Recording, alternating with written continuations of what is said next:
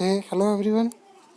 Uh, Myself Ankit, welcoming you to my YouTube channel Study with me as you can. आज हम एक नया chapter plant anatomy एक नई सीरीज के साथ में हैं और आज हम मेरिस्टेमेटिक टिश्यू के बारे में डील करेंगे. तो here we go. So guys, animal tissues हमने कंप्लीट कर लिया था हमारा. अब हम हमारे न्यू चैप्टर जिसका नाम है प्लांट टिश्यू या फिर हम कह सकते हैं प्लांट एनाटॉमी, जो कि मोर प्रिफरेबल होगा अकॉर्डिंग टू आवर एनसीईआरटी, उसको स्टार्ट करेंगे. प्लांट एनाटॉमी चैप्टर से पहले एक टॉपिक और आता है इस यूनिट में जिसका नाम होता है हमारा प्लांट मोर्फोलॉजी. प्लांट मोर्फोलॉजी पर पॉइंट ये है कि प्लांट मोर्फोलॉजी को कंप्लीट करने से पहले ही हम प्लांट एनाटॉमी को कंप्लीट करेंगे, क्योंकि हमने टिश्यूज़ अभी अभी कंप्लीट किया है, तो टिश्यू की एक बेसिक जानकारी अभी हमारे माइंड में छपी हुई है. तो अब अगर हम एनिमल टिश्यूज़ को कंप्लीट कर लिया है तो उससे सिमिलर चैप्टर कंप्लीट करते हैं ना पहले. तो प्लांट एनाटॉमी हम स्टार्ट करते हैं ना. तो द ब्रांच, देखो टिश्यूज़ के बारे में बेसिक जानकारी आपको पता है. अगर आपने अभी तक लेक्चर्स नहीं देखे हैं वो वाले, तो मैं डिस्क्रिप्शन में उस प्लेलिस्ट की लिंक दे दूंगा एनिमल टिश्यूज़ की, तो आप वो जाके आप कंप्लीट कर लीजिएगा. तो प्लांट एनाटॉमी क्या है वो देखते हैं. The branch of botany which deals with study of internal structures, organization of plants or plant organs is known as plant anatomy. ऐसी ब्रांच ऑफ बॉटनी जो कि स्टडी करती है इंटरनल स्ट्रक्चर और ऑर्गेनाइजेशन ऑफ प्लांट और उसके organs की, उस टाइप की स्टडी को हम प्लांट एनाटॉमी कहते हैं. ठीक है, इसको हम एक और डेफिनेशन में कह सकते हैं कि study of internal structure of plant is called as plant anatomy. कि स्टडी ऑफ इंटरनल, अंदर मतलब अंदरूनी स्ट्रक्चर जो होता है प्लांट का, उसकी स्टडी को हम प्लांट एनाटॉमी कहते हैं. Father of plant anatomy is known as Nehemiah Grew. इनका पूरा नाम है नीमिया गुरु, इनको शॉर्ट में एन गुरु बोला जाता है. अगर यही पूछा जाए कि who is the father of Indian plant anatomy, तो उनका नाम था के चौधरी. वो इंडियन प्लांट एनाटॉमी के पप्पा हैं. ठीक है, आगे बढ़ते हैं. एक नीट में अपीयर्ड क्वेश्चन अब हमारे सामने आता है.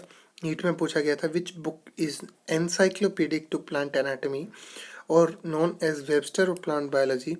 तो वो बुक लिखी थी कैथरीन इशाऊ ने, और उनकी बुक का नाम था the anatomy of seed plants. उनकी बुक का नाम था एनाटॉमी ऑफ सीड प्लांट्स और वो बुक लिखी थी कैथरीन इशाऊ ने.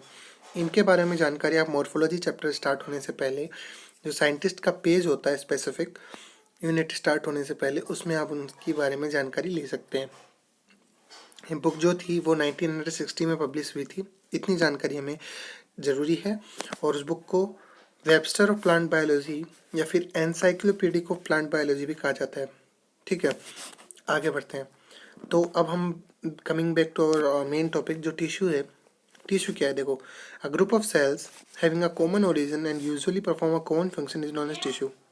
ठीक है, अब देखो टिश्यू का एनिमल जो टिश्यू जब हमने पढ़ा था तो उसकी डेफिनेशन क्या थी कि a group of cell along with intercellular substances, यानी ऐसा ऑर्गेनाइजेशन या an organisation of group of cells along with its intercellular substances जो कि एक कॉमन फंक्शन और एक कॉमन ओरिजिन को बेस करते हों, उसको हम टिश्यू कहते हैं. तो जो टर्म टिश्यू था, प्लांट टिश्यू, वो नेमिया ग्रू ने दिया था सबसे पहले. और सबसे पहले इनका जो डिवीज़न है, टिश्यू का डिवीज़न है, वो कार्ल नागेली ने किया था. और जो डिवीज़न था वो दो मैं दिखा देता हूँ पहले, और उसके बाद में हम आगे बढ़ते हैं. तो जो टिश्यू था, टिश्यू का बेसिक जो डिवीज़न था सबसे पहले, वो कार्ल नागेली ने किया था. किसने किया था? हमारे कार्ल नागेली साहब थे, उन्होंने किया था. और उन्होंने टिश्यू को दो बेसिस में डिवाइड किया. पहला जो बेस उन्होंने दिया वो था मेरिस्टेमेटिक टिश्यू. कौन सा? Meristematic tissue. ठीक है, और दूसरा जो उन्होंने टिश्यू का डिवीजन दिया वो दिया परमानेंट टिश्यू. अब what is meristematic tissue and what is permanent tissue हम अब अपकमिंग टॉपिक्स में पढ़ेंगे. तो मेरिस्टेमेटिक टिश्यू को हम एक नाम और देते हैं जो कि होता है अनडिफरेंशिएटेड सेल्स. और जो परमानेंट टिश्यू है उनको एक और नाम देते हैं जिसका नाम होता है डिफरेंशिएटेड सेल्स. ठीक है, ये आप अभी तक इतनी जानकारी आपको होनी चाहिए. अब coming back to our topic कि कार्ल नागेली साहब ने कौन कौन से डिवीज़न दिए थे. पहला डिवीज़न दिया था मेरिस्टेमेटिक टिश्यूज़, जो कि अनडिफरेंशिएटेड सेल्स होती हैं, और दूसरा दिया था परमानेंट टिश्यू जो कि फुली डिफरेंशिएटेड सेल्स होती हैं। ठीक है, इसके बाद में आपको एक पॉइंट और याद रहना चाहिए, वो टॉपिक क्या है कि देखो जो मेरिस्टेमेटिक टिश्यू है, यहाँ से एक डिवीजन है ना, इस डिवीजन को आप इस तरीके से देख सकते हैं, ये डिवीजन है। ठीक है, तो जो सेल्स, जिन सेल्स में कैपेसिटी ऑफ डिवीजन होती है, उस टाइप की सेल्स को हम मेरिस्टेमेटिक टिश्यू बोलते हैं, और जिसमें कोई कैपेसिटी ऑफ डिवीजन नहीं होती है, उस टाइप की सेल्स को हम परमानेंट सेल का नाम देते हैं। उसके अलावा जो सेल्स इमेच्योर होती हैं उसको हम मेरिस्टेमेटिक टिश्यू बोलते हैं या मेरिस्टेमेटिक सेल्स बोलते हैं, और जो कि मैच्योर सेल से बन के बना हुआ था टिश्यू, उसको हम परमानेंट टिश्यू का नाम लेते हैं या फुली डिफरेंशिएटेड टिश्यू का नाम लेते हैं। वन बाय वन अब हम इसको डिस्कस करेंगे। सबसे पहले आता है मेरिस्टेमेटिक टिश्यू। मेरिस्टेमेटिक टिश्यू क्या होता है देखना, तो growth in plants is largely restricted to a specialised region of active cell division, जिसको हम बोलते हैं मेरिस्टेम। जो प्लांट्स में ग्रोथ है वो एक लार्ज बेसिस पे रेस्ट्रिक्टेड होती है, यानी एक जगह पे बंधी हुई होती है। उस जगह में एक्टिव सेल डिवीजन बहुत ज़्यादा होते हैं, इसलिए उस पर्टिकुलर रीजन को हम मेरिस्टेम कहते हैं। या फिर अगर इसकी और डेफिनेशन देना चाहें, a meristem is a localised region in which actual cell division occurs. ऐसा लोकलाइज्ड रीजन होता है जहाँ पे एक्चुअली में ही सेल डिवीजन होता है। मेरिस्टेम टर्म है वो नागेली ने दिया था, और वो डिराइव होता है एक ग्रीक वर्ड जिसका नाम है मेरिस्टोज। मेरिस्टोज का मतलब होता है डिवाइडेड या डिविजिबल, जो कि डिवाइड किया जा सके या फिर डिविजिबल हो, उसको हम मेरिस्टोज बोलते हैं, और इस ग्रीक वर्ड से मेरिस्टम टर्म डिराइव हुआ। अब हमारी बात आती है कि कैरेक्टरिस्टिक्स क्या होती हैं इस मेरिस्टेमेटिक टिश्यू की, कि इस मेरिस्टेमेटिक टिश्यू हमने बोल तो दिया, पर इसमें क्या क्या प्रेजेंट होता है और ये कैसा होता है। तो मेरिस्टेमेटिक टिश्यू जैसे कि हमने पहले पढ़ लिया है कि अनडिफरेंशिएटेड टाइप का टिश्यू होता है, डिफरेंशिएशन उसमें नहीं हुआ होता है। Cell cycle of meristematic tissue is in continuous state, continuous state में होता है, कोई भी मैच्योरेशन पीरियड नहीं आता है इसमें, सेल कंटिन्यूसली डिवाइड करती रहती है। ठीक है, इसीलिए इन सेल्स को हम इमेच्योर सेल्स भी बोलते हैं, क्योंकि मैच्योरेशन फेज आई ही नहीं, तो उसमें जो मैच्योरेशन की वजह से सेल डिवीजन जो स्टॉप होना था, सेल साइकिल जो स्टॉप होनी थी, वो नहीं हुई। थर्ड जो पॉइंट आता है कि मेरिस्टेमेटिक सेल्स है वो ओनली प्राइमरी सेल वॉल, उनमें किसी भी टाइप की सेकेंडरी डिपोजिशन नहीं होती है। सेकेंडरी डिपोजिशन का मतलब होता है लिग्निन, जैसे डेड मटेरियल की डिपोजिशन होना, जिसकी वजह से सेल जो है वो डेड होने की तरफ बढ़ती है। तो ये सेल जो हैं वो कंटिन्यूसली ग्रोथ फेज में रहती हैं, तो इनमें सेकेंडरी डिपोजिशन या सेकेंडरी सेल वॉल का कोई काम नहीं होता है। इसके अलावा इनकी जो सेल वॉल होती है वो बहुत ही ज़्यादा थिन और फ्लेक्सिबल होती है, यानी इलास्टिक टाइप की सेल वॉल होती है, और सेल्यूलोज से बनी हुई होती है। ठीक है, इसके बाद में हाँ एक बात और, इनकी जो सेल वॉल है उसमें अबंडेंट प्लाज्मोडेजमेंटल कनेक्शंस होते हैं, बहुत ज़्यादा अमाउंट में प्लाज्मोडेजमेंटल कनेक्शंस प्रेजेंट होते हैं। नेक्स्ट जो पॉइंट आता है कि मैंने आपको बताया सेकेंडरी सेल वॉल इसमें एब्सेंट है। ठीक है, जैसा अभी मैंने आपको बताया किसी भी टाइप की सेकेंडरी पोजीशन इसमें प्रेजेंट नहीं है। सेल्स ऑफ मेरिस्टेमेटिक टिश्यू के जो सेल्स हैं वो बहुत ज़्यादा स्मॉल होते हैं और जनरली आइसोडायमेट्रिक होते हैं। डायमीटर इनका हर अराउंड से, जैसे मैं आपको इसको बना के दिखाता हूँ कि मान लो ये एक हमारी सेल है, तो इसका जो डायमीटर एक सर्कुलर फॉर्म में मान सकते हैं आप, हर डायरेक्शन में इसकी जो डायमीटर है वो सेम होगी। ठीक है, ये इस तरीके से आप इसको इमेजिन कर सकते हैं, आइसोडायमेट्रिक होती है। उसके बाद में इनके अंदर एक डेंस साइटोप्लाज्म होता है, मतलब साइटोप्लाज्म जो है वो लूजली अरेंज नहीं होता, डेंसली पैक्ड एक रीजन में प्रेजेंट होता है। इनके अंदर कॉमनली वैक्यूल्स प्रेजेंट नहीं होते हैं, वैक्यूल्स एब्सेंट होते हैं। और मेरिस्टेमेटिक सेल्स के जो साइज भी होती है, अगर प्रेजेंट भी हो भी जाते हैं, अगर मेरिस्टेमेटिक सेल्स में वैक्यूल अगर मान लो कभी कभार आ गए, तो उनकी साइज कंपेरेटिवली बहुत ज़्यादा छोटी होती है, नेग्लिजिबल हम मान सकते हैं। मेरिस्टेमेटिक सेल जो हैं वो मेटाबॉलिकली हाईली एक्टिव होते हैं। अब देखो, हमें फास्ट डिवीजन करने हैं, एक कंटिन्यूस फेज में डिवीजन स्टार्ट अगर हमें करना है, तो उन जो सेल्स हैं वो मेटाबॉलिज्म उनका अंदर बहुत ज़्यादा हाई होगा, ताकि हाई एनर्जी प्रोड्यूस हो सके, और जो डिवीज़न की रेट है वो और ज़्यादा फास्ट हो। इस वजह से मेरिस्टेमेटिक सेल्स में मेटाबॉलिज्म जो है वो बहुत ज़्यादा हाई होता है। ठीक है, इसी वजह से अगर मेटाबॉलिज्म जब हाई होगा तो उनके अंदर किसी भी टाइप का रिजर्व फूड स्टोर होने की कोई भी संभावना नहीं बचती है, तो इसी वजह से रिजर्व फूड जो है वो भी इनमें प्रेजेंट नहीं होता है।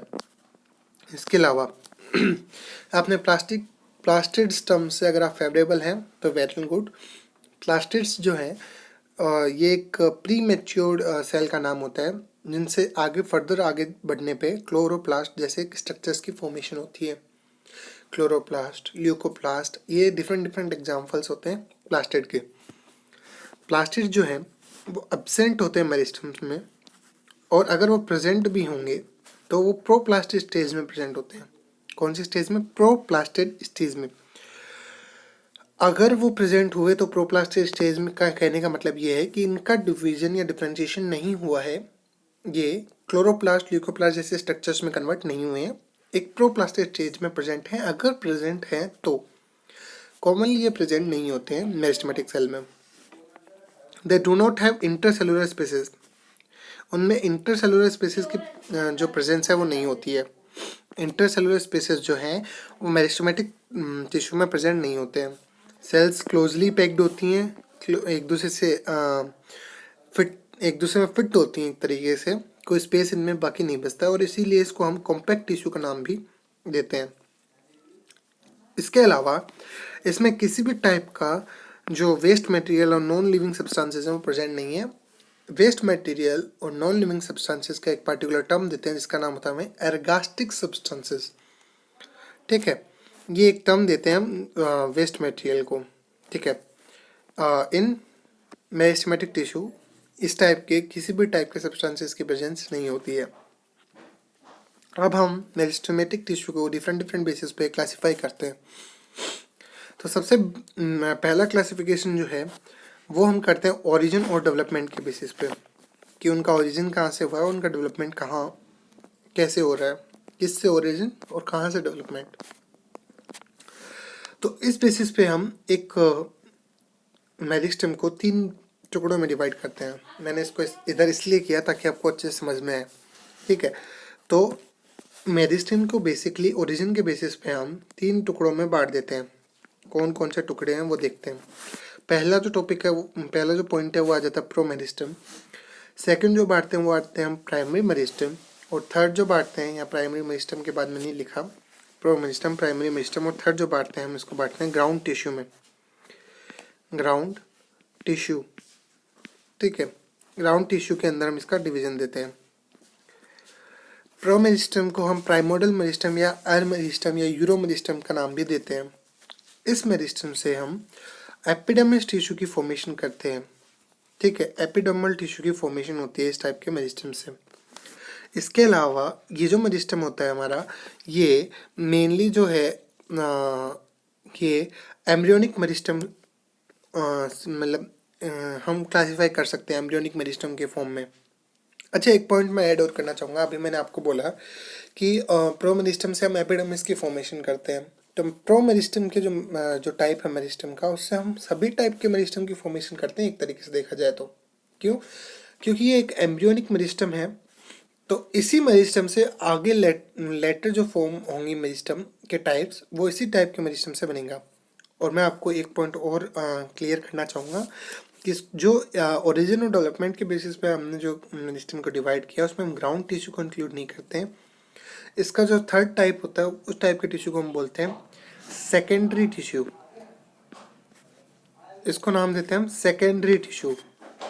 अब हम बात करें ओरिजिन की, सेल्स की ओरिजिन कहाँ से हुई है, तो उसमें हम फर्दर मेरिस्टेम के जब टाइप करते हैं तो उसमें हम ग्राउंड मेरिस्टेम का एक और पॉइंट देते हैं। उसमें हम मेरिस्टेम को 3 बार डिवाइड करते हैं। पहला जो टाइप होता है वो होता है हमारा प्रो मेरिस्टेम, जो कि हमने इसमें देख लिया है। प्रो मेरिस्टेम की जगह हम इसको नाम देते हैं प्रोटोडम। सेकेंड जो टिश्यू उस टाइप में होता है वो होता है हमारा प्रोकैम्बियम, और थर्ड जो टाइप का टिश्यू होता है वो होता है ग्राउंड टिश्यू, जिनसे हम डिफरेंट फर्दर इनसे क्या बनता है उसके बेसिस पे हम इसका डिवीजन करते हैं। ठीक है, तो अभी आप on the basis of origin और डेवलपमेंट के बेसिस पे देखेंगे। तो ओरिजिन और डेवलपमेंट के बेसिस पे देखें तो जो प्रो मेरिस्टेम है वो एम्ब्रियोनिक मेरिस्टेम बनता है, और इसी टाइप के मेरिस्टेम से हमारी फॉर्मेशन होती है एक अनदर टाइप ऑफ मेरिस्टेम जिसका नाम होता है प्राइमरी मेरिस्टेम। अभी जो प्राइमरी मेरिस्टेम है ना, ये डिफरेंट जगह पे एक इम्पोर्टेंट रोल प्ले करता है। These meristematic cells develop from promeristem are known as primary meristem. जो मेरिस्टेमेटिक सेल्स हैं ये मेनली जो प्राइमरी मेरिस्टम है ये किससे डेवलप होती हैं? प्रोमेरिस्टम से डेवलप होती हैं और प्लांट्स की अर्ली लाइफ के अंदर इनकी फॉर्मेशन होती है। अब मैंने आपको बताया कि प्रो से क्या बना प्राइमरी, तो प्राइमरी से स्पेसिफिक बात है कि सेकेंडरी बनेगा। ठीक है, अब हम नेक्स्ट आगे बढ़ते हैं। तो प्राइमरी मेरिस्टम के बारे में थोड़ी जानकारी और ले लेते हैं, थोड़ा रिपीट हो गया है ना। Cells are always in division phase. तो प्राइमरी मेरिस्टम की जो सेल्स होती है ना वो हमेशा डिवीजन फेज में ही रहती है, उसमें कोई भी स्टॉपेज नहीं आता है। एंड प्राइमरी मेरिस्टम जो टिश्यू है उसके अंदर फिर डिफ्रेंशिएशन होकर डिफरेंट डिफरेंट टाइप के टिश्यूज़ की फॉर्मेशन होती है।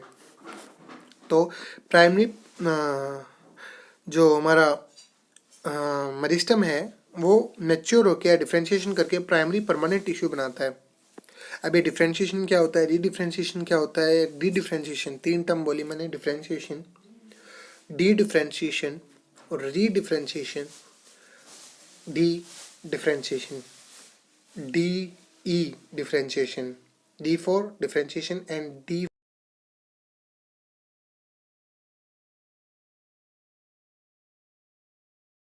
तो मैंने आपको तीन डिफरेंट डिफरेंट वर्ड बोले, कौन कौन से? पहला बोला मैंने आपको, लिख के बताता हूँ, एक मिनट को। डिफ्रेंशिएशन, फिर मैंने आपको बोला डी डिफ्रेंशिएशन और फिर मैंने आपको बोला री डिफ्रेंशिएशन। तो इनसे आपको मतलब क्लियर हो जाना चाहिए कि डिफ्रेंशिएशन प्राइमरी टिश्यू में होता है, प्राइमरी मेरिस्टम में होता है और बनता है प्राइमरी परमानेंट टिश्यू, है ना। डी डिफ्रेंशिएशन जो होता है वो प्राइमरी परमानेंट टिश्यू में होता है और बनता है सेकेंडरी मेरिस्टम। इसका जस्ट अपोजिट है ना, परमानेंट से क्या बन गया? मेरिस्टेमेटिक टिश्यू, पर सेकेंडरी टाइप का। फिर जब सेकेंडरी मेरिस्टम में री डिफ्रेंशिएशन होता है तो बनता है हमारा क्या? Secondary permanent tissue. क्लियर हो गया? आगे बढ़ते हैं। ये जो हमारा प्राइमरी मेरिस्टम है इससे इसके एग्जाम्पल्स अगर हम देखें तो क्या क्या बनता है, मतलब इसके अंदर एग्जाम्पल्स क्या क्या आते हैं, तो होता है हमारा apical meristem, inter calorie meristem, याद रखिएगा, इंटर कैलरी मेरिस्टम और इंट्राफेसिकुलर कैम्बियम।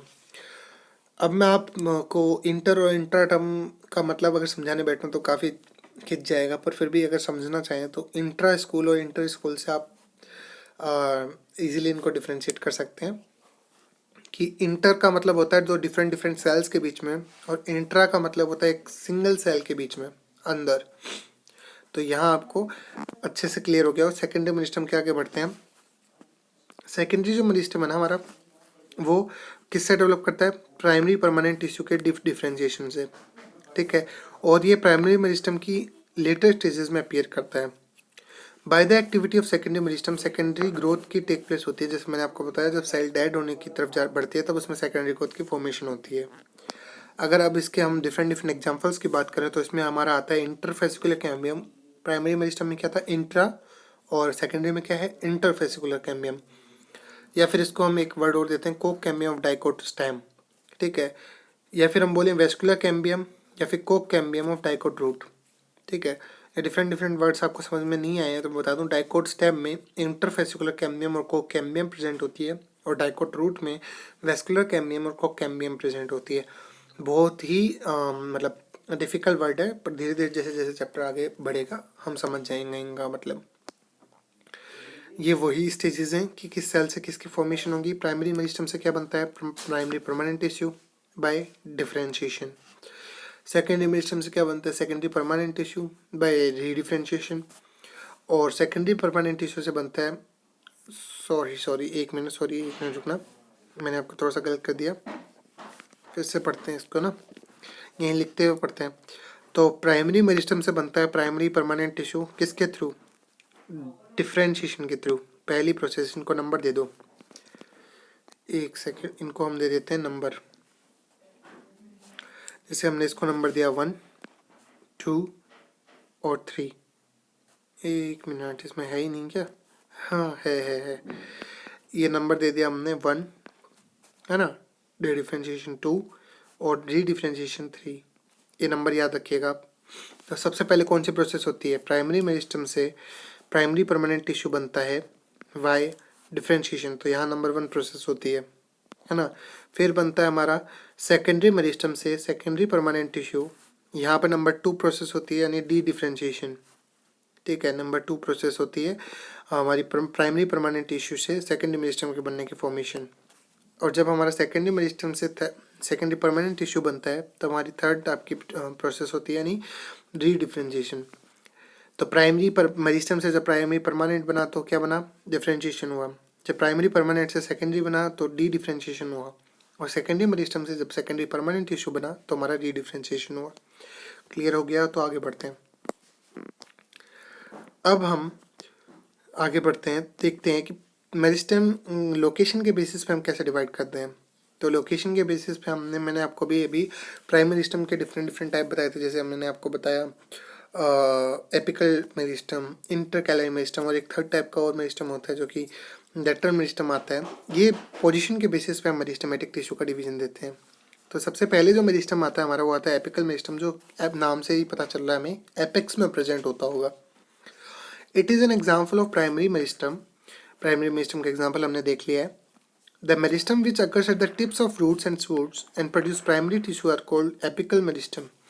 टिप्स पे प्रेजेंट है, एपेक्स पोर्शन पे प्रेजेंट है, इसलिए इस टाइप के मेरिस्टम को हम एपिकल मेरिस्टम भी बोलते हैं। They are responsible for increase in length of plant organ. Plant, अब देखो एपेक्स में प्रेजेंट है तो लेंथ में ही इंक्रीज करेगा। अगर एपिकल पोर्शन में इंक्रीज प्रेजेंट है तो इसकी लेंथ बढ़ाएगा, इस तरीके से, है ना। तो ये किस तरीके प्लांट जो ऑर्गन्स है उनकी लेंथ इंक्रीज करने में हेल्प करेगा। इंटरकैलरी मेरिस्टम भी लेंथ में ही हेल्प करता है, पर लेटरल मेरिस्टम जो होता है वो विड्थ बढ़ाता है, उसका जो गर्थ है उसको इंक्रीज करता है। ठीक है। It means they are responsible for, हमारे प्राइमरी ग्रोथ के लिए रिस्पॉन्सिबल होते हैं। ठीक है, एपिकल मेरिस्टम। इसका एग्जांपल हमारा आता है रूट एपेक्स या फिर रूट एपिकल मेरिस्टम, और सूट एपेक्स या सूट एपिकल मेरिस्टम। रूट्स और सूट्स के एपेक्स में प्रेजेंट है, इसके लिए इसका नाम देते हैं रूट एपिकल मेरिस्टम और सूट एपिकल मेरिस्टम। अब हम इसी एपिकल मेरिस्टम की डिफरेंट साइंटिस्ट ने डिफरेंट थ्योरीज दी थी, उनके बारे में डिस्कस करते हैं। तो सबसे पहले जो थ्योरी दी थी वो हेबरलैंड ने दी थी। उन्होंने यू मेरिस्टम को डिवाइड किया था 3 बेसिस पे, जो मैंने अभी आपको बताया था, प्रोटोडम, प्रोकैम्बियम और ग्राउंड मेरिस्टम या ग्राउंड टिश्यू। ये तीनों टाइप मैंने आपको थोड़ी देर पहले ही बता दिए थे जब मैं ओरिजिन पढ़ा रहा था मेरिस्टम का।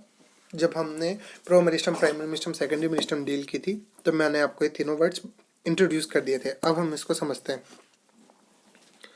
तो प्रोटोडम, प्रोटोडम जो होती है वो आउटर मोस्ट लेयर होती है यू मेरिस्टम की, और ये जो है एपिडर्मल टिश्यू का फॉर्मेशन करती है ना।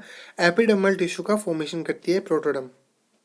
यहाँ से समझ में आ जाना चाहिए कि ये किसकी फॉर्मेशन करेगी, एपिडर्मस टिश्यू की फॉर्मेशन करेगी, एपिडर्मस टिश्यू सिस्टम की फॉर्मेशन करेगी, जिसको हम शॉर्ट में ईटीएस का नाम भी बोलते हैं। ठीक है, जिसमें हमारा एपिडर्मिस, स्टोमेटा और स्टेम हेयर तीनों ही चीज़ें आ जाती हैं ईटीएस में। क्या क्या? एपिडर्मिस, स्टोमेटा और स्टेम हेयर तीनों ही। स्टेम हेयर का एक और नाम हम लेते हैं जिसका नाम होता है ट्राइकोम्स या सूट हेयर्स। एपिडर्मिस, स्टोमेटा और स्टेम हेयर की फॉर्मेशन प्रोटोडम करता है। उसी तरीके से वेस्कुलर टिश्यू सिस्टम की फॉर्मेशन, वेस्कुलर टिश्यू सिस्टम मतलब जाइलम और फ्लोएम, उसकी फॉर्मेशन हमारा प्रोकैम्बियम करता है, जो कि वेस्कुलर बंडल्स बनाता है, हमारा वेस्कुलर टिश्यू सिस्टम बनाता है। यानी क्या? जाइलम फ्लोएम बनाएगा, और जाइलम फ्लोएम का दूसरा नाम, एक और नाम देते हैं तो हम क्या बोलते हैं? Vascular bundles. थर्ड टाइप का जो मेरिस्टम आता है हमारा वो आता है ग्राउंड मेरिस्टम। ग्राउंड मेरिस्टम है, ये हमारा ग्राउंड टिश्यू सिस्टम बनाएगा, जो कि hypodermis, general cortex, endodermis, pericycle, pith rays और पिथ की फॉर्मेशन करती है। फिर से रिपीट करते हैं। Hypodermis, general cortex, endodermis, pericycle, pith rays और पिथ। फिर से रिपीट करो। हाइपोडर्मिस, क्या? जनरल कॉर्टेक्स, क्या? एंडोडर्मिस, क्या? पेरिसाइकल, पिथ रेज और पिथ। ठीक है, इनकी फॉर्मेशन कौन करता है? ग्राउंड टिश्यू सिस्टम इनकी फॉर्मेशन करता है। ठीक है। During the formation of primary plant body, specific region of apical meristem stem produce dermal tissue, ground tissue और वेस्कुलर टिश्यूज। डिफरेंट मैंने आपको पार्ट्स बता दिए हैं हेबरलैंड की थ्योरी के अकॉर्डिंग, और ये आपको क्लियर हो जाना चाहिए कि कौन से टाइप का जो मेरिस्टम है वो कौन से टाइप के टिश्यूज की फॉर्मेशन करेगा। जैसे प्रोटोडम ने फॉर्मेशन की किसकी? हमारे प्रोटोडम में फॉर्मेशन की किसकी? एपिडर्मल टिश्यू सिस्टम की, ईटीएस की, जिसमें हमने एपिडर्मिस, स्टोमेटा और सूट हेयर को इंक्लूड किया। फिर हमारा प्रोकैम्बियम आया, इसने वेस्कुलर बंडल्स यानी वीटीएस की फॉर्मेशन की, वेस्कुलर टिश्यू सिस्टम की, जिसमें हमने जाइलम फ्लोएम को रखा। फिर हमारा आया ग्राउंड मेरिस्टम, इसने फॉर्मेशन की किसकी, ग्राउंड टिश्यू सिस्टम में, जिसमें हमने किस किस चीज़ों को रखा था, फिर से रिपीट करते हैं, हाइपोडर्मिस, जनरल कॉर्टेक्स, हमारा एंडोडर्मिस, पेरिसाइकल, पित्त रेस और पित्त, इनकी फॉर्मेशन हमने इसमें की, इसमें ग्राउंड टिश्यू सिस्टम में। सेकंड जो type on the basis of presence, कहाँ प्रेजेंट होती हैं उसके बेसिस पे हमने इंटरकैलरी मेरिस्टम दिया। और मैं आपको पहले ही बता दूं, इंटरकैलरी मेरिस्टम एक प्राइमरी मेरिस्टम का एग्जांपल ये मैंने आपको बता दिया है, और ये बेस ऑफ इंटरनोड्स में प्रेजेंट होते हैं, यानी नोडल रीजन में प्रेजेंट होता है मोनोकोट्स में, मोनोकोट्स के स्टेम्स में। मोनोकोट्स का स्टेम्स का एग्जांपल अगर हम ले तो इसमें आता है हमारा grasses, bamboo, sugar cane. Internodes के बेस में प्रेजेंट है, नोडल रीजन में प्रेजेंट है, इतना आपको क्लियर हो जाना चाहिए। जैसे एग्जांपल अगर मैं दूं तो आपने अगर गन्ना खाया हो कभी, तो गन्ने की स्ट्रक्चर कैसे होती है, देखो बीच में से मोटी है ना, ये पतली, सॉरी बीच में से पतली, और जो कुछ कुछ जगह ये मोटा सा रीजन आ जाता है ना, फिर पतली और ठीक है, और फिर मोटी यहाँ जैसे ये इस टाइप में, ठीक है, ये स्ट्रक्चर होती है गन्ने की। तो जो ये है, ये पोर्शन जो है इनको हम बोलते हैं नोड्स, और ये जो रीजन होता है बीच का इसको हम बोलते हैं इंटरनोडल रीजन। तो इंटरनोड के बेस में प्रेजेंट है, यानी नोडल रीजन के अबोव प्रेजेंट है, नोड रीजन पे प्रेजेंट है, ठीक है। क्या, इंटरकैलरी मेरिस्टम, ये लीव्स के बेसेस में प्रेजेंट होता है, ठीक है। इस वजह से ये जो टिश्यू है वो भी लेंथ इंक्रीज करने में हेल्प करता है। ये मेनली मैच्योर टिश्यू के बीच में प्रेजेंट है, क्योंकि आपने देखा इंटरनोडल रीजन के बाद में ये प्रेजेंट है नोड्स पॉइंट पे, तो बीच में इंटरनोडल रीजन जो है उसमें मैच्योर टिश्यू आ गए ना, तो ये मैच्योर टिश्यूज के बीच में प्रेजेंट है। ये डिफरेंट डिफरेंट बातें हमने इंटरकैलरी मेरिस्टम के बारे में जानी। By the activity of this meristem length of the plant increase, organs increase, ये मैंने आपको एपिकल मेरिस्टम के जैसा ही है, प्राइमरी मेरिस्टम का टाइप है, तो ये मैंने आपको अच्छे से एक्सप्लेन कर दिया है पहले एपिकल मेरिस्टम में। नेक्स्ट आगे बढ़ते हैं। They occur in grasses and regenerate parts removed by grazing herbivores, यानी आपने देखा होगा कि ग्रासेस के अंदर जब कैटल्स ग्रेज करती हैं तो वो काफ़ी सारे ग्रासेस का एपिकल पोर्शन उड़ा देती हैं, तो उनकी लेंथ कैसे इंक्रीज होगी, आप बताओ सर। एपेक्स पोर्शन में एपिकल मेरिस्टम प्रेजेंट था और वो तो हर्बिवोर्स ने उड़ा दिया, तो सर अब इनकी लेंथ कैसे इंक्रीज होगी, तो इनकी लेंथ इंक्रीज होती है sir by the help of meristem, जिसका नाम होता है इंटरकैलरी मेरिस्टम। अब नेक्स्ट पॉइंट जो आता है वो आता है both apical meristem and intercalary meristem are primary meristem because they appear early in the life of plant, plant की अर्ली लाइफ में इनकी ये प्रेजेंट होते हैं। अब थर्ड टाइप का जो मेरिस्टम आता है वो आता है हमारा लेटरल मेरिस्टम, जो कि सेकेंडरी मेरिस्टम का एक टाइप है, इसको हम अभी डिस्कस करेंगे। पहले एक डायग्राम देखते हैं कि एपिकल मेरिस्टम, इंटरकैलरी मेरिस्टम और लेटरल जो मेरिस्टम है वो कहाँ कहाँ प्रेजेंट होते हैं प्लांट में। देखिए एपिकल मेरिस्टम आपको दिख रहा है एपेक्स पोर्शन में प्रेजेंट है ना। ये इंटरकैलरी मेरिस्टम दिख रहा होगा आपको, ये वाला है ना, ये लेंथ वाइज। तो ये वाला जो मेरिस्टम है कहाँ प्रेजेंट है, नोड्स, ये नोड है, ये वाला रीजन देखो ये नोड्स है, नोड्स के साइड में प्रेजेंट है इंटरकैलरी मेरिस्टम, अबोव प्रेजेंट है थोड़ा सा। और जो लेटरल मेरिस्टम है ना, ये आप देख सकते हैं कि ये हमारे प्लांट के साइड में प्रेजेंट होता है, बीच में डिफरेंट डिफरेंट टाइप के अनदर टिश्यूज, और साइड्स में प्रेजेंट होता है लेटरल मेरिस्टम, जो कि प्लांट की विड्थ को इंक्रीज करता है, या फिर हम कह सकते हैं गर्थ को इंक्रीज करता है, ये चौड़ाई बढ़ाता है। नेक्स्ट आगे बढ़ते हैं, तो आता है हमारे लेटरल मेरिस्टम, जो कि मैंने आपको बता दिया पहले से ही कि सेकेंडरी मेरिस्टम का एक टाइप है।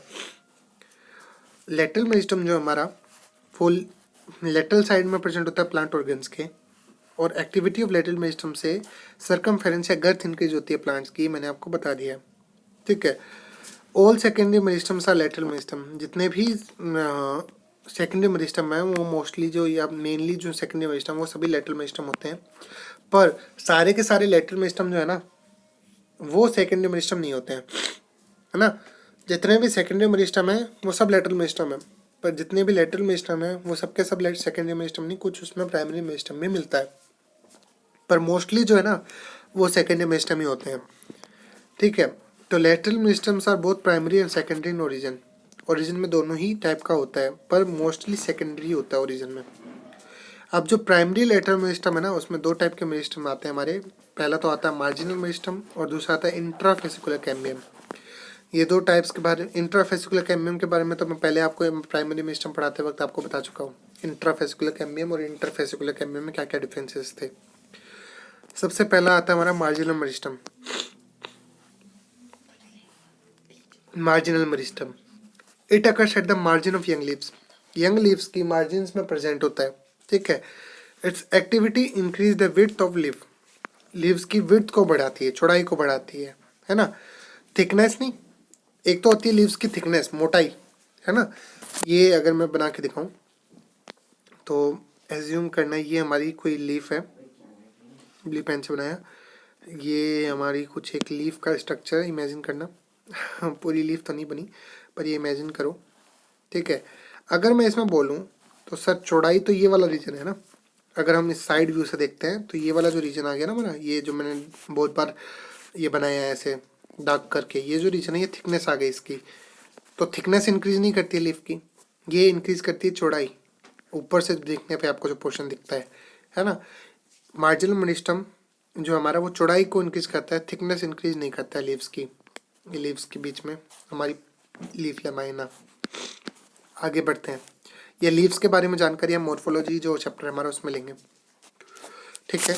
तो हमने देखा कि ये विड्थ को इंक्रीज, मतलब जो हमारा मार्जिनल मेरिस्टम है ये विड्थ को इंक्रीज करता है लीव्स की, थिकनेस इंक्रीज नहीं करता। For total growth of the leaf only primary meristem are responsible. अगर हम एक पॉइंट और बोले, एक क्वेश्चन हमसे पूछा जाए कि do secondary meristem have any role in growth of leaf, तो इसका आंसर येस या नो में क्या देंगे हम? एग्जैक्टली नो देंगे। क्यों? क्योंकि टोटल ग्रोथ ऑफ लीफ जो है, एक लीफ की पूरी टोटल ग्रोथ जो है वो प्राइमरी मेरिस्टम के थ्रू होती है, ना कि सेकेंडरी मेरिस्टम का उसमें कोई भी रोल नहीं होता है, ठीक है। नेक्स्ट जो हम टाइप पढ़ेंगे किसका टाइप पढ़ रहे थे हम? लेटरल मेरिस्टम की, यानी प्राइमरी लेटरल मेरिस्टम का जो सेकंड टाइप था वो था इंट्राफेसिकुलर कैम्बियम। इंट्राफेसिकुलर कैम्बियम जो है ना हमारा, वो कैम्बियम वेस्कुलर बंडल्स के इनसाइड लोकेटेड होता है, डाइकोट स्टेम्स और जिम्नोस्पर्म स्टेम्स में, ठीक है। तो उसकी ग्रोथ भी कौन करता है? हमारा प्राइमरी लेटरल मेरिस्टम करता है। अब मैंने आपको जो प्राइमरी मेरिस्टम पढ़ाया था तब मैंने आपको उसका एग्जांपल में इंट्राफेसिकुलर कैम्बियम कहा था, इंट्रा। और जब सेकेंडरी मेरिस्टम पढ़ाया था उसके एग्जांपल में मैंने आपको इंटरफेसिकुलर कैम्बियम कहा था। अब देखना, प्राइमरी लेटरल मेरिस्टम बोला मैंने तो उसमें मैंने आपको इंट्राफेसिकुलर का एग्जांपल दिया। अब अगर मैं सेकेंडरी लेटरल मेरिस्टम बोलूँगा तो उसमें किसका एग्जांपल दूंगा? इंटरफेसिकुलर कैम्बियम का एग्जांपल दूंगा, या कोक कैम्बियम का एग्जांपल दूंगा, या फिर इसको एक नाम और बोलते हैं हम, फिलोजेन। इंटरफेसिकुलर कैम्बियम और कोक कैम्बियम की फॉर्मेशन कौन करता है? Secondary lateral meristem. Coke cambium का दूसरा नाम क्या है? फिलोजेन। डाइकोट स्टेम में इंटरफेसिकुलर कैम्बियम और कोक कैम्बियम की फॉर्मेशन डाइकोट स्टेम में सेकेंडरी लेटरल मेरिस्टम ही करता है, और जिम्नोस्पर्म की स्टेम में भी सेकेंडरी लेटरल मेरिस्टम ही कोक कैम्बियम और इंटरफेसिकुलर कैम्बियम की फॉर्मेशन करेगा, ठीक है। तो Coke cambium and vascular cambium of dicot roots की फॉर्मेशन सेकेंडरी लेटरल मेरिस्टम के थ्रू होती है। Generally lateral meristem are cylindrical होते हैं शेप में lateral meristem, but the meristem that occur in the mature regions of roots and shoots of many plants, particularly those that produce woody axis and appears later than primary meristem is called secondary meristem. Secondary meristem की अगर एक definition और दें कि the meristem which occurs at the mature region of roots and shoots, in बोला है, between नहीं बोला। between अगर बोलते तो क्या आता है? intercalary meristem, है ना। अगर in बोला है तो क्या आएगा? secondary meristem। यहाँ से भी एक क्वेश्चन बन सकता है कि द मेरिस्टम विच मतलब which occurs in mature region, in mature region तो हमारा आ गया सेकेंडरी मेरिस्टम, और बिटवीन मैच्योर रीजन तो हमारा आ गया इंटरकैलरी मेरिस्टम। इन वर्ड्स का ध्यान रखिएगा। दैट प्रोड्यूस वुडी एक्सिस, इसके अलावा सेकेंडरी मेरिस्टम जो है वो वुडी एक्सिस की फॉर्मेशन करता है और अपीयर करता है लेटर रीजन्स में प्लांट की ग्रोथ में, है ना। प्लांट की जब ग्रोथ हो रही है तो अगर अर्ली फेज में है प्लांट तो उसमें प्राइमरी मेरिस्टम की ग्रोथ होगी, और अगर लेटर फेज में है तो उसमें सेकेंडरी मेरिस्टम की ग्रोथ होगी। अब composition organisation of apical meristem different plants की। एपिकल मेरिस्टम डिफरेंट प्लांट्स में कहाँ कहाँ कैसे कैसे प्रेजेंट है, ठीक है। तो apical meristem is absent in most of the algae. Algae region में जो हमारा एल्गी है, प्लांट किंगडम में हमने पढ़ा था, अभी तक नहीं पढ़ा। अभी जब हम प्लांट किंगडम पढ़ेंगे तब हम देखेंगे कि प्लांट किंगडम को हमने बेसिकली 5 डिफरेंट सब डिवीजन में डिवाइड किया है। टेक्सोनोमिक जब आपने कैटेगरीज पढ़ी थी 10th क्लास में, तो आपने देखा था कि for the plants we do not use the word phylum, we use division. तो हमने प्लांट किंगडम में 5 डिविजन्स बांटे, जो कि एल्गी, ब्रायोफाइट, टेरिडोफाइट। कौन कौन से? एल्गी, ब्रायोफाइट, टेरिडोफाइट, जिम्नोस्पर्म्स और एंजियोस्पर्म्स, ये 5 पार्ट थे हमारे, ठीक है। अब एल्गी और फंगस, पहले हम फंगस को भी प्लांट्स में इंक्लूड करते थे। तो एल्गी और फंगल जो फंजाई होती है उसमें एपिकल मेरिस्टम नहीं पाया जाता। क्यों? क्योंकि उसमें सभी टाइप में ग्रोथ होती है, सभी डायरेक्शन में ग्रोथ होती है, तो एपेक्स की फॉर्मेशन ही नहीं होती। जब एपेक्स की फॉर्मेशन ही नहीं होगी तो काय का एपिकल मेरिस्टम? सभी डायरेक्शन में ग्रोथ होगी ना, डिफ्यूज ग्रोथ होगी। इस टाइप की ग्रोथ को हम नाम देते हैं डिफ्यूज ग्रोथ, है ना। अब डिफ्यूज ग्रोथ एनिमल्स के अंदर भी होती है, इसीलिए एपिकल मेरिस्टम उनमें भी प्रेजेंट नहीं होता। अब कुछ एल्गी होती हैं, इन सम एल्गी जैसे ब्राउन एल्गी और ब्रायोफाइट्स, कुछ ब्रायोफाइट्स में भी और टेरिडोफाइट्स में एक मेरिस्टम सेल ही एक एपेक्स को मतलब रिप्रेजेंट करती है। एक ही सेल एक एपिकल सेल की फॉर्मेशन करेगी या एपेक्स की फॉर्मेशन करेगी। Generally the shape of apical cell, उस टाइप की एपिकल सेल की जो शेप होगी वो पिरामिड लाइक होगी, है ना, पिरामिड लाइक शेप उसकी होगी। अब in ferns, gymnosperms and angiosperms, apical meristem are consist of many cells, different cells से बनी हुई होती है। अब मैंने आपको बताया एपिकल सेल पर डिफरेंट थ्योरीज बनी।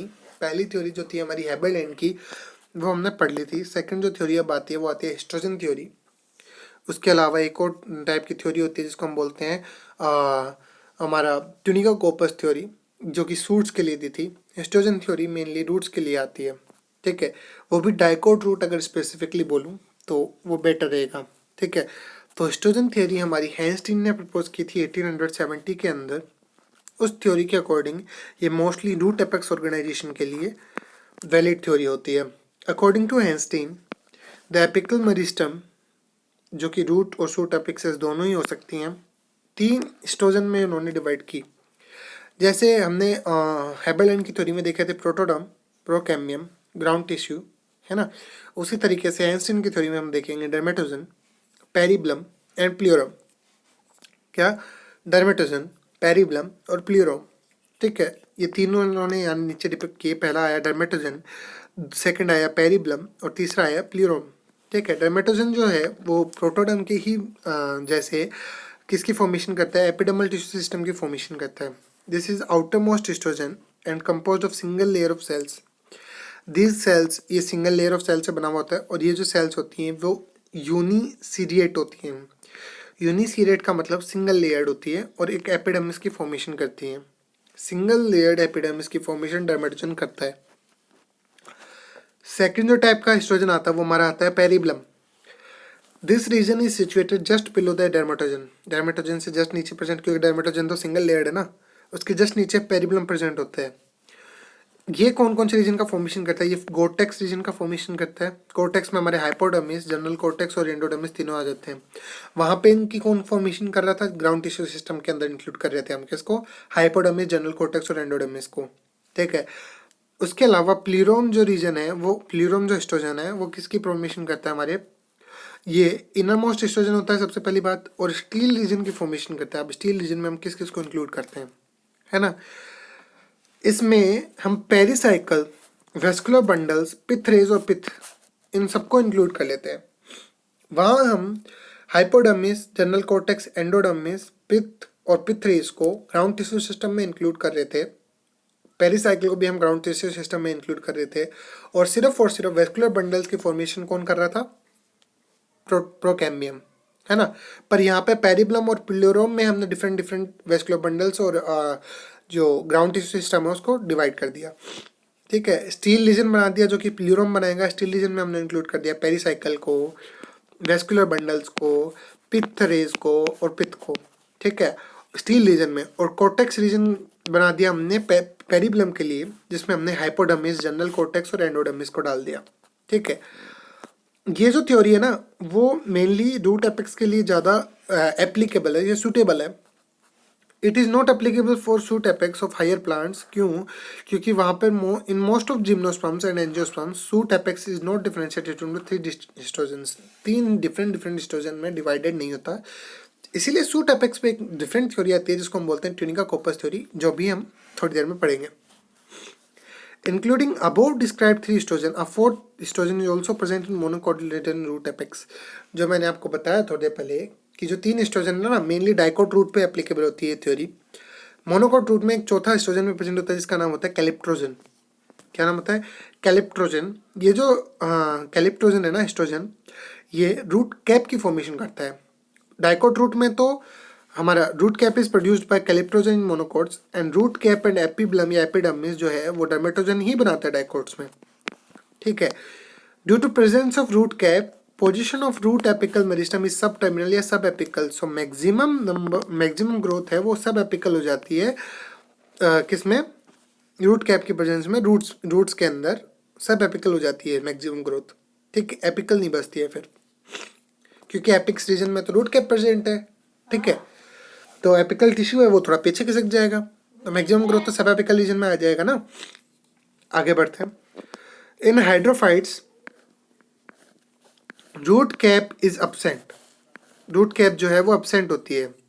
फॉर एग्जाम्पल पिस्टिया में रूट कैप की जगह एक अनदर मॉडिफिकेशन प्रेजेंट होते हैं जिसको हम बोलते हैं root pockets. Root pockets present होते हैं। जनरली रूट कैप जो होती है वो सिंगल होती है, पर एक और जो प्लांट होता है इसका नाम होता है पेरेंडेनस, उसको हम स्क्रू पाइन बोलते हैं। इसमें मल्टीपल रूट कैप प्रेजेंट होती है। ठीक है, मल्टीपल रूट कैप प्रेजेंट होती है। तो अभी तक हमने क्या देखा था कि रूट कैप जो है वो कॉमनली सिंगल प्रेजेंट होती है ना, सिंगल होती है नंबर में। पर पेरेंडस जो प्लांट है हमारा, जिसको हम स्क्रू पाइन भी बोलते हैं, उसमें multiple root cap system present होता है। ठीक है, अब पहली बात कि अगर आपको स्पीड थोड़ी भी ऐसा लगे ना कि स्पीड बहुत ज़्यादा हो रही है, तो बीच में मतलब स्लो करके देख लेना, क्योंकि मेरी बोलने की स्पीड जो है वो ज़रा फास्ट है। रूट कैप जो है वो लिविंग होती है मेनली, और उसमें large amount of Golgi bodies present होती हैं जो कि म्यूसिलेज का सेक्रेशन करती हैं। अब आप खुद बताना, जब भी किसी चीज़ में मूवमेंट स्टार्ट होगी तो मूवमेंट की वजह से उसमें फ्रिक्शन होगा, फ्रिक्शन की वजह से उसमें लॉसेस होगा। ये फिजिक्स का फंडामेंटल लॉ है। ठीक है, अब देखना, जब रूट कैप नीचे की तरफ ग्रोथ बढ़ेगी, यानी जब रूट में ग्रोथ होगी तो रूट कैप ही एक एपेक्स पोर्शन पे आएगा ना, जो हिट करेगा ग्राउंड को। सबसे मेन पोर्शन क्या आएगा? Root cap. अब अगर वो उसके ऊपर एक स्लाइमी लेयर प्रेजेंट नहीं होगी, वो स्लाइमी नहीं होगा, तो वो डिस्ट्रॉय हो जाएगा, उसमें लॉसेस प्रेजेंट आने लग जाएंगे ड्यू टू फ्रिक्शन। ठीक है, इसी वजह से जो रूट कैप है वो लार्ज, उसमें गोल्गी बॉडीज़ का जो नंबर है वो बहुत ज़्यादा होता है, जो इसीलिए वो देखो, अब गोल्गी बॉडीज़ का फॉर्म मतलब एक मेन फ़ायदा क्या होता है कि वो म्यूसिलेज को सिक्रेट करती है। तो वो जो रूट कैप है ना उसको स्लाइमी सी बना देती हैं, उसके ऊपर एक स्लाइमी कवरिंग ला देती हैं म्यूसिलेज की, ताकि उन जो रूट है उसमें लॉसेज ना हो किसी भी टाइप का, है ना, किसी भी टाइप के जो हम बोलते हैं डैमेजेस ना हो रूट को। इस वजह से रूट कैप स्लाइमी टाइप की सी होती है ना।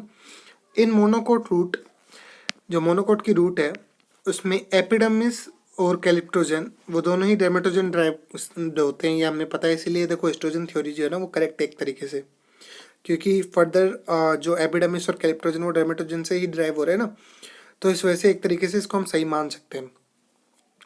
अब टाइप ऑफ रूट नंबर जो ऑफ एस्ट्रोजन, जो नंबर ऑफ एस्ट्रोजन है एक रूट में, वो आउटर मोस्ट एस्ट्रोजन कौन सी होती है या फिर टाइप ऑफ रूट कौन सी होती है, उस बेसिस पे हम क्या क्या डिविजन्स देते हैं वो अब हम देखेंगे, है ना। अगर हमारी रूट है डाइकोट रूट, है ना, अगर हमारी रूट कौन सी है? डाइकोट रूट, तो उसमें कितने नंबर ऑफ एस्ट्रोजन होंगे? 3। ठीक है, उसकी आउटर मोस्ट एस्ट्रोजन कौन सी होगी? डर्मेटोजन, और उसका रूट कैप कौन फॉर्म करेगा? डर्मेटोजन। इतना क्लियर हो गया? ठीक है, अगर हमारी रूट है मोनोकोट रूट, तो उसमें एस्ट्रोजन का नंबर कितना होगा? 4। और आउटर मोस्ट एस्ट्रोजन कौन सी होगी? कैलिप्टोजन, और रूट कैप का फॉर्मेशन कौन सी एस्ट्रोजन करेगी? कैलिप्ट्रोजन। ये क्लियर है? देखो type of root, number of histogens और आउटर मोस्ट एस्ट्रोजन और रूट कैप किस कौन से ने बनाया, उसके बेसिस पे हमने ये डिवीजन दे दिया है। ठीक है, अब हम आगे बढ़ते हैं। एक नोट आता है कि root cap is formed by calyptrogen if dicot और मोनोकोट इज नॉट गिवन। अगर हमसे पूछा जाता है कि रूट कैप कौन बनाता है और कॉमनली पूछ लिया जाए डाइकोट मोनोकोट नहीं दिया है, तो हम उसमें कैलिप्ट्रोजन ही बोलेंगे, क्योंकि कैलिप्ट्रोजन का मेन फंक्शन क्या है? रूट कैप बनाना। और अगर डर्मेटोजन का मेन फंक्शन पूछे तो क्या है?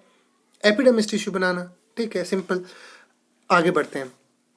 एक वर्ड आता है जो हमारे सामने, इसका नाम होता है क्वेश्चन सेंटर। अब एक क्वेश्चन सेंटर क्या होता है? सबसे पहले क्वेश्चन सेंटर का जो नाम था वो क्लाउज ने दिया था और इसको मेज प्लांट में ढूंढा था, मेज की रूट में ढूंढा था। अब ये क्वेश्चन सेंटर होता क्या है?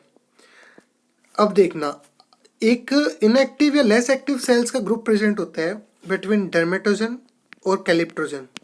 जो हमारे दो एस्ट्रोजन है, डर्मेटोजन और कैलिप्ट्रोजन, उनके बीच में इनएक्टिव या लेस एक्टिव सेल्स का एक ग्रुप प्रेजेंट होता है। उस ग्रुप को हम, और हाँ पॉइंट ये है कि सिर्फ मोनोकोट रूट्स में ही, डाइकोट रूट में देखो कैलिप्ट्रोजन होता ही नहीं है, तो सीधी सी बात है क्वेश्चन सेंटर के आने का भी कोई चांस नहीं है।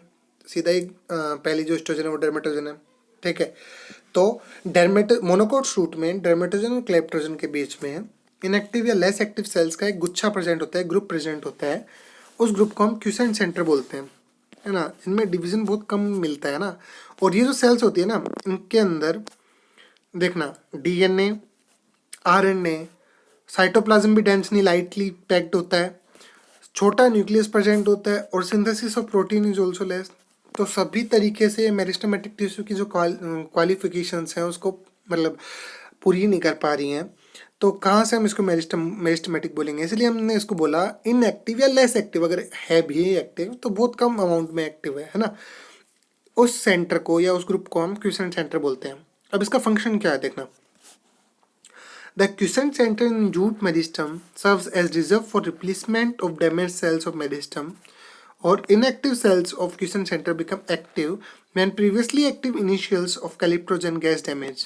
अब देखो मैंने आपको बताया कि जब रूट में ग्रोथ होगी, नीचे की तरफ रूट जब बढ़ेगी तो कुछ ना कुछ डैमेजेस जो जरूर आएंगे, भले उसमें कितना ही गोल्गी बॉडी ने भर भर की म्यूसलेट सिक्रेट किया हो, पर डैमेजेस जरूर होंगे। अब जब डैमेजेस होंगे मेरिस्टेमेटिक टिश्यू में, तो वहाँ पर मेरिस्टेमेटिक टिश्यू को मतलब उसकी पूर्ति भी तो करनी होगी ना। अब पूर्ति किसकी तरीके से कौन करेगा, है ना। तो वो क्वेश्चन सेंटर का फंक्शन होता है कि जो सेल्स डैमेज हो गई हैं उनकी जगह जाके जो हमारी क्वेश्चन सेंटर की सेल्स हैं वो आ जाती हैं और वो मेरिस्टेमेटिक बन जाती हैं। क्लियर? अब जो हमारा क्वेश्चन सेंटर है ना, वो क्रिसेंटिक होता है शेप में। क्रिसेंटिक जैसे ईद का चांद देखा आपने? ईद का चांद की जो शेप होती है वो कुछ इस तरीके की होती है, देखना ये क्रिसेंटिक शेप होती है ना, इस टाइप में कुछ। तो ये शेप ना हमारे क्वेश्चन सेंटर की होती है कुछ कुछ। सेकंड जो थ्योरी थी वो हमारी ट्यूनिका कोपस थ्योरी दी थी। किसने दी थी? स्मिड ने दी थी। और किसके लिए दी थी? सूट्स के लिए दी थी। अभी तक हम सिर्फ रूट्स की बात कर रहे थे, अब हम बात आएंगे सूट्स की। This theory was proposed by Smith in 1924 और ये मोस्ट वैलिड थ्योरी है for shoot apex organisation. Root apex organisation के लिए अगर बोला जाए कि मोस्ट वैलिड थ्योरी कौन सी है, तो वो एस्ट्रोजन थ्योरी।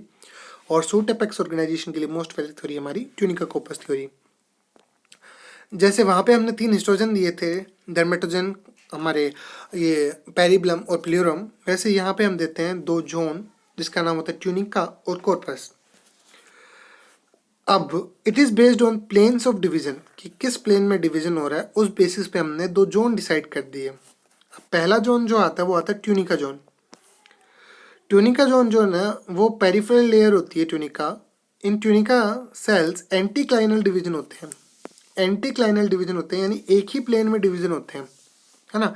डिवीजन सिर्फ एक ही प्लेन में होता है, तो इस वजह से हम उस जोन को ट्यूनिका जोन, या जिस डिवीजन में एंटीक्लाइनल डिवीजन है उस जोन को हम ट्यूनिका जोन नाम दे देते हैं।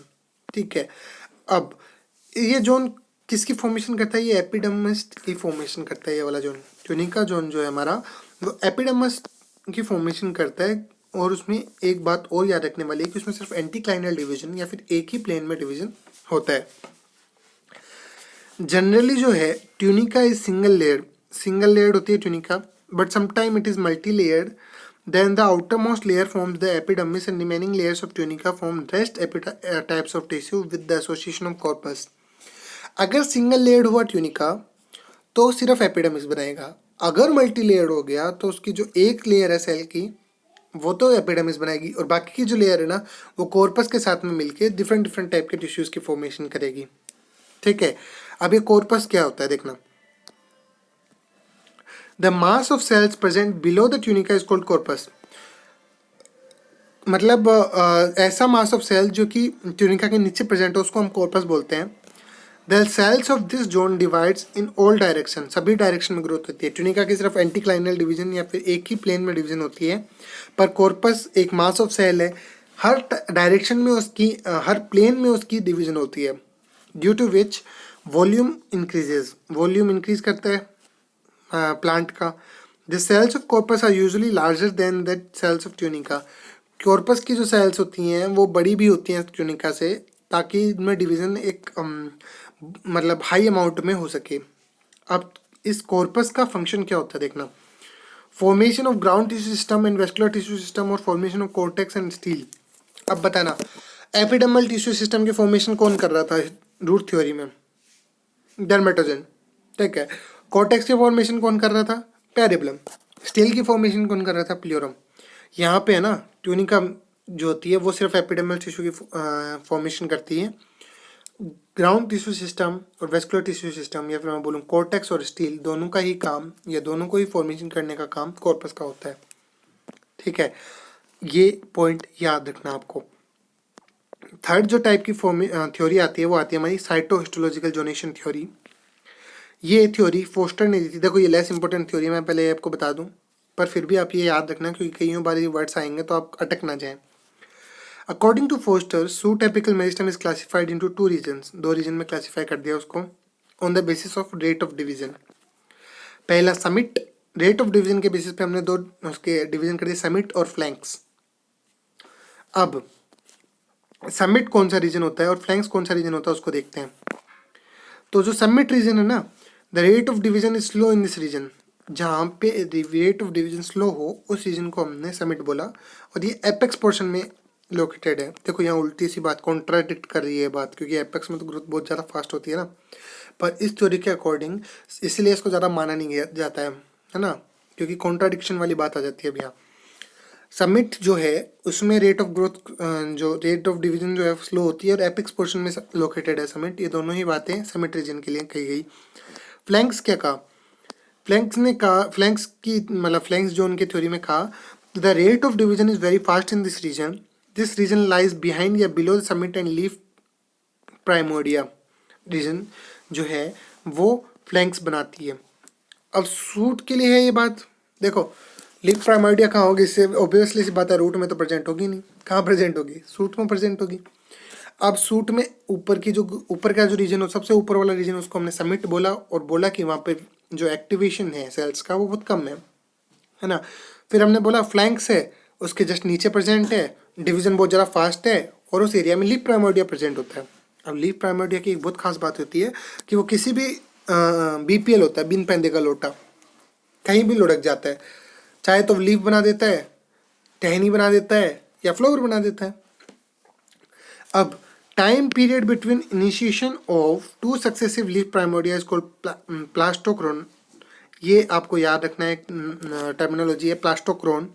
ये दो सक्सेसिव लीफ प्राइमोडिया की फॉर्मेशन के बीच के पीरियड को, टाइम पीरियड को हम बोलते हैं प्लास्टोक्रोन। ठीक है, the shape of vegetative suit apex, या फिर हम जो बोलते हैं डोम, वो डोम या कोनिकल शेप्ड होती है। ठीक है, अब मैं आपको बताऊं, ये ना इसके सामने लिखा है, देखना ये आर का जो मतलब है ना, एक सेकंड में क्लियर कर दूं थोड़ा सा। अब देखना वेजिटेटिव सूट एपेक्स की जो शेप होती है वो किस टाइप की होती है? डोम शेप्ड या कोनिकल शेप्ड होती है। ठीक है, रिप्रोडक्टिव सूट एपेक्स की शेप कैसी होती है? ब्रॉड या फ्लैट होती है। सूट एपिक्स जो होती है वो टर्मिनल होती है पोजीशन में, ये हमें पता है। कौन कौन सी बात हमारे सामने आई कि वेजिटेटिव सूट एपेक्स की शेप कैसी होती है? डोम शेप्ड या conical shaped. Reproductive shoot apex की फॉर्मेशन कैसी होती है, मतलब शेप कैसी होती है? ब्रॉड और या फ्लैट। ठीक है, अब वेजिटेटिव बोला है ना तो वो लीफ की फॉर्मेशन करेगा, और अगर बोला रिप्रोडक्टिव तो वो फ्लावर की फॉर्मेशन करेगा, ये याद रखना आप। अगर मैंने बोला वेजिटेटिव शूट एपेक्स तो वो लीफ की फॉर्मेशन करेगा। अगर मैंने बोला रिप्रोडक्टिव शूट एपेक्स तो वो किसकी फॉर्मेशन करेगा? फ्लावर की। तो यहाँ से क्या बात सामने है कि वेजिटेटिव शूट एपेक्स की शेप कैसी होती है? डोम शेप्ड या कॉनिकल शेप्ड होती है। रिप्रोडक्टिव शूट एपेक्स की फॉर्मेशन वो शेप कैसी होती है? ब्रॉड या फ्लैट शेप्ड होती है। अब शूट एपेक्स जो होती है वो जनरली टर्मिनल होती है पोजीशन में, ठीक है। अगली जो बात याद रखने वाली होती है कि ग्रोथ ऑफ लीफ प्राइमोर्डिया जो होती है वो फर्स्ट एपिकल होती है और देन मार्जिनल होती है। पहले लीफ प्राइमोर्डियम की जो ग्रोथ होती है वो एपिकल पोर्शन में ऊपर की तरफ ग्रोथ एपेक्स की तरफ ग्रोथ करती है और देन मार्जिनल ग्रोथ स्टार्ट होती है, उसमें मार्जिन की तरफ ग्रोथ होती है लीफ प्राइमोर्डिया में। कि अगर मैं डायग्रामेटिकली रिप्रेजेंट करूँ तो पहले ग्रोथ ऐसे हुई है ना, ऐसे ऐसे ऐसे ग्रोथ हुई और फिर ऐसे ऐसे ऐसे ऐसे ग्रोथ करने लग गई, मार्जिन्स में ग्रोथ करने लगी। ऐसे होती है लीफ प्राइमोर्डिया की ग्रोथ कि पहले ऐसे गई और फिर ऐसे ऐसे ऐसे ग्रोथ हो गई है ना लीफ प्राइमोर्डिया में। फनी सा लग रहा होगा ऐसे ऐसे ऐसे, ऐसे। चलो आगे देखते हैं। फंक्शन ऑफ लीफ प्राइमोर्डियम, फंक्शन क्या होता है? ये प्रोटेक्शन प्रोवाइड करता है सूट एपेक्स को। किसको? सूट एपेक्स को प्रोटेक्शन प्रोवाइड कराता है लीफ प्राइमोर्डियम। अब यहाँ तक की बात जितनी भी हुई थी ना वो सब हमने वेजिटेटिव सूट एपेक्स की बात की थी। अब हम बात करेंगे रिप्रोडक्टिव सूट एपेक्स कैसी होती है। तो reproductive shoot apex during reproduction phase at the time of flowering vegetative suit apex transform into reproductive shoot apex. अब मैंने आपको बताया लीफ प्राइमोर्डियम है वो बहुत गजब का ऐसे सिस्टम है उसका कि भाई वो वेजिटेटिव सूट एपेक्स में भी हो सकती है और रिप्रोडक्टिव सूट एपेक्स में भी हो सकती है। अगर वेजिटेटिव सूट एपेक्स है तो वो लीफ की फॉर्मेशन करेगा। अगर लीफ प्राइमोर्डियम रिप्रोडक्टिव सूट एपेक्स में आ जाता है, रिप्रोडक्शन के पीरियड में आ जाता है, तो वो फ्लावर्स की फॉर्मेशन करना स्टार्ट कर देगा, ठीक है ना गजब। अब this change of suit apex is induced by दो चीज़ें से इंड्यूस होता है, पहला फ्लोरिजन और दूसरा लाइट। फ्लोरिजन और लाइट के थ्रू जो हमारा लीफ प्राइमोर्डियम है उसको पता चलता है कि अगर फ्लोरिजन उसके पास आया या लाइट उस पर पड़ी तो उसको हाँ रिप्रोडक्शन करना है, रिप्रोडक्टिव सूट एपेक्स में कन्वर्ट हो जाना है, ठीक है। अब in reproductive shoot apex summit zone is more active. अब मैं बात करूं कि रिप्रोडक्टिव सूट वेजिटेटिव सूट में summit zone less active, flanks more active, पर रिप्रोडक्टिव सूट एपेक्स में समिट जोन है वो बहुत ज़्यादा एक्टिव होता है, rate of cell division fast होती है और स्टेमन्स और हमारे एक सेकंड कहाँ चला गया, कट गया यहाँ से ना। हाँ चलो मैं आपको ये मैं वैसे पढ़ा देता हूँ। स्टेमन्स और हमारे जो हमारा मेल रिप्रोडक्टिव पार्ट और यानी मैं बोलूँ अगर एंड्रोशियम और गाइनोशियम की फॉर्मेशन कौन करता है तो वो उस रीजन में जब समिट जोन में होती है और कैलिक्स और कोरोला की फॉर्मेशन वो होती है फ्लैंक्स रीजन में। क्लियर, ठीक है। इसमें ये कट गया है, कोई बात नहीं, यहाँ लिख देते हैं कि समिट जब रिप्रोडक्टिव सूट एपेक्स को चलाना होता है तो समिट रीजन जो हमारा समिट रीजन में किसकी फॉर्मेशन होती है? हमारे स्टेमन्स, या फिर मैं अगर इसको इस तरीके से लिखने की वजह से एंड्रोशियम गाइनोशियम लिखूँ तो आपको ज़्यादा इजीली समझ में आएगा। एंड्रोशियम और गाइनोशियम यानी मेल रिप्रोडक्टिव पार्ट और फीमेल रिप्रोडक्टिव पार्ट की फॉर्मेशन करता है और जो फ्लैंक्स रीजन है वो हमारे कैलिक्स और कोरोला की फॉर्मेशन करता है। समझ में आ गया? एंड्रोशियम गाइनोशियम की फॉर्मेशन समिट जोन में होती है और फ्लैंक्स जोन में कैलिक्स और कोरोला की फॉर्मेशन होती है। क्लियर? अब मुझे आपको ना थोड़ा सा एक डायग्रामेटिक रिप्रेजेंटेशन दिखानी थी, है ना, कि रूट में किस तरीके से सब चीज़ें प्रेजेंट होती हैं और सूट में किस तरीके से चीज़ें प्रेजेंट होती हैं। ये एक मिनट, इसको मैं थोड़ा जूम आउट कर लूँ। अब देखना आप ना, ये अंदर ही अंदर की तरफ आपको पार्ट दिख रहा है, ये दिख रहा है आपको स्टील रीजन जो मैंने आपको बताया था, ठीक है। उसके बाहर दिख रहा है ये पोर्शन, ये कोर्टेक्स रीजन है। दोनों लाइन देखो, एक तो इधर की तरफ और एक इधर की तरफ, इधर की तरफ और इधर की तरफ, ये दोनों ही कोर्टेक्स रीजन है, ठीक है। फिर जो नेक्स्ट इसके बाहर की जो लेयर आ रही है वो आपको दिख रही होगी प्रोटोडर्म। प्रोटोडर्म जो बनाती है हमारी प्रोटोडर्म, कहाँ पढ़ी थी हमने? प्रोटोडर्म प्रोकैम्बियम ग्राउंड टिश्यू, याद करो, ठीक है। फिर initial of central cylinder and cortex, ये जो इनिशियल्स हैं, ये पॉइंट दिख रहे हैं एपिक्स पोर्शन पे, ये कोर्टेक्स का इनिशियलाइजेशन होता है जहाँ पे, वहाँ वो पोर्शन है, ठीक है। ये जो रीजन आपको दिख रहा है ये इनिशियल है रूट कैप का और ये रूट कैप हमारी दिख रही है, ठीक है। रूट कैप में बाहर की तरफ ग्रोथ हुई, इनमें इधर की तरफ ग्रोथ होती है। समझ में आया? जैसे मैं आपको बताऊं इधर उधर की जगह अगर मैं आपको बना के बताऊं तो बेटर है। तो इधर की तरफ अगर ग्रोथ हो रही है ये ऊपर वाली ग्रोथ है, और रूट कैप में जो ग्रोथ होती है वो इस डायरेक्शन में होती है, नीचे वाली डायरेक्शन में। ठीक है, अब इनको फोटोट्रॉपिक ग्रोथ और जियोट्रॉपिक ग्रोथ भी बोलते हैं। नीचे की तरफ रूट्स की ग्रोथ जो होती है वो जियोट्रॉपिक होती है, और ऊपर की तरफ जो ग्रोथ होती है उसको फोटोट्रॉपिक ग्रोथ बोलते हैं। अब अगर हम सूट एपेक्स की बात करें तो सूट एपेक्स, ये रूट एपिकल मेरिस्टम दिखाई, अच्छा मैंने आपको बताया नहीं, ये देखो ये जो दिख रहा है ना आपको, ये ग्रेनुलर सा पोर्शन, ये रूट एपिकल मेरिस्टम का पोर्शन है ना। ठीक है, अब हम देखते हैं सूट एपेक्स कैसे दिखाई देती है। सूट एपेक्स जो है ना वो कुछ इस टाइप में दिखाई देती है। ये लीफ प्राइमोडियम आप देख रहे हैं। ठीक है, ये सूट एपिकल मेरिस्टम इसके नीचे है। ठीक है, ये एक्सिलरी बड है, एक्सिलरी बड प्रेजेंट होती है। स्टेम आप टहनी के नीचे देखना, एक पोर्शन फूला हुआ सा होगा है ना, उसको हम एक्सिलरी बड बोलते हैं, जो पहले ग्रोथ होती है उसकी, वहीं से स्टेम की ग्रोथ होती है, एक main stem, main body, plant body से। ठीक है, अब ये नीचे की तरफ डिफरेंशिएटिक वेस्कुलर टिश्यू है, नीचे की तरफ वेस्कुलर टिश्यू है। तो ये रूट और शूट एपेक्स का डायग्राम है। ध्यान रखने वाली बात कि स्टील कहाँ है, अंदर ही अंदर, फिर कॉर्टेक्स आता है, फिर प्रोटोडर्मल रीजन या एपिडर्मिस रीजन की जो फॉर्मेशन होनी है वो आना है। ठीक है, ये रूट एपेक्स के इनिशियल्स हैं। रूट एपिकल मेरिस्टम देखो आप, ये सब एपिकल हो गया, इसमें एपिकल पोर्शन पे ही है सूट एपिकल मेरिस्टम, बस इसके ऊपर लीफ प्राइमोडिया यहाँ से घूम के आई है। देखो एपेक्स रीजन में प्रेजेंट है सूट एपिकल मेरिस्टम, है ना। और ये हमारा जो रूट, जो हमारा रूट एपिकल मेरिस्टम, वो सब एपिकल हो गया है, क्योंकि इसके आगे रूट कैप आ गई है हमारी। क्या आ गई है? रूट कैप, है ना। ये मैंने आपको टॉपिक अच्छे से क्लियर कर दिए। अब सारे जितने भी टांट्रोम हैं वो कंप्लीट कर देना, वीडियो को लाइक कर देना, अपने दोस्तों के साथ शेयर करना, और अपने डाउट्स जो हैं वो कमेंट्स या टेलीग्राम चैनल पे पूछ लेना। फिर प्लीज़ अपने चैनल को ना ज़्यादा से ज़्यादा ग्रो कीजिए। अब बहुत मतलब जैसे जैसे आप ग्रोथ दिखाएंगे ना, वैसे वैसे मेरे को मोटिवेशन मिलेगी और वीडियोस बनाने की।